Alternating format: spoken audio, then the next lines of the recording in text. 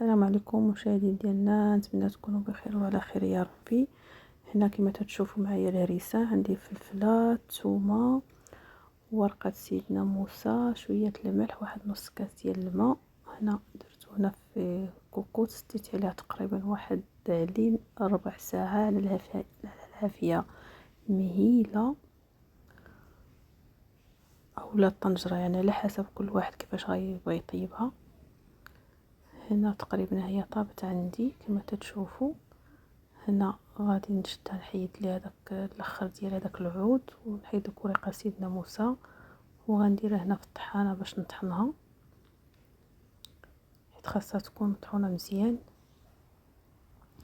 يعني هذه هريسه حاره، يعني فلفله حاره، اللي بغى يزيد مع الفلفله الحلوه يزيدها. هنا كما تشوفوا انا غنطحنها مزيان.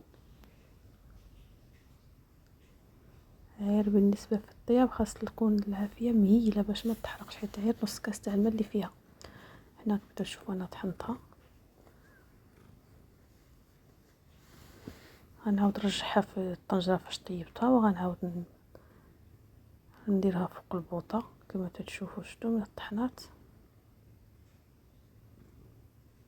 غنعاود ننزلها هنا فوق البوطه باش نخليها تقلى مزيان مزيان، وانا تنحرك مره حتى نحلوك وردوا البال على ود ايديكم. ومن الاحسن اللي بغى يخدم اول مره يدير الليكات، حيت راه حاره بزاف. وملي تبدا تقلى مره حركوها وغطيوها واحد الغطا ديال الطنجره، وخليو الجنب شويه عريان باش ما تبداش تطر دوك النقيطات ديالها، راه حارين. هنا هي غادي تزيد تقلى، شتي بحال هكا غطوها بحال هاد الشكل. وانتم مره غتبقاو تحركوا. انتم كما تشوفوا هي بدات تقلى حتى تنشف من داك الماء تماما، باش هكا غتجي الهريسه على حقها وطريقه. الا بقى في هذاك الماء راه ما تبقاش هريسه زوينه. شوفوا كيفاش كانت وكيفاش ولات. هي تقريبا تقلات عندي مزيان، مبقاش تيبان فيها داك الماء ديالها.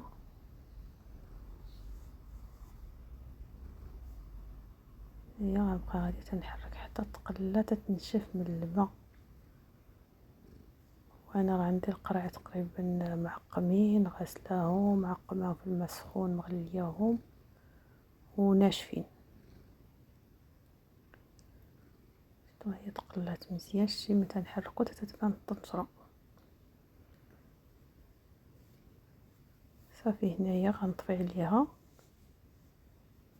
وغنزيد زيت الزيتون اولا زيت البلديه. غنزيد نحرك عاود مزيان باش داك الزيت يتخلط.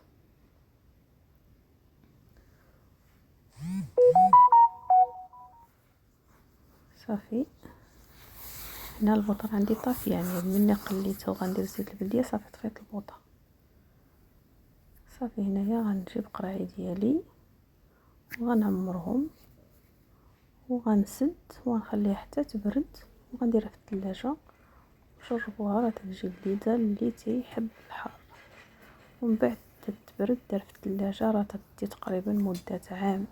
تتبقى هي غير على حسب مني تتنقص الزيت، تنعاودو نزيدو شويه الزيت، ومن بعد نعاودو نرجعوها في الثلاجه. ها هي عمرت القريعات ديالي كما تشوفوا.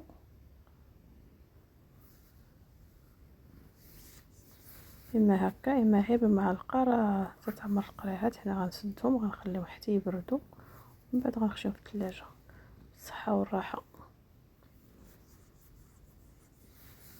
ومن بعد نزيد شويه زيت البلديه باش يبقى مغطي داك الحار بالصحه والراحه.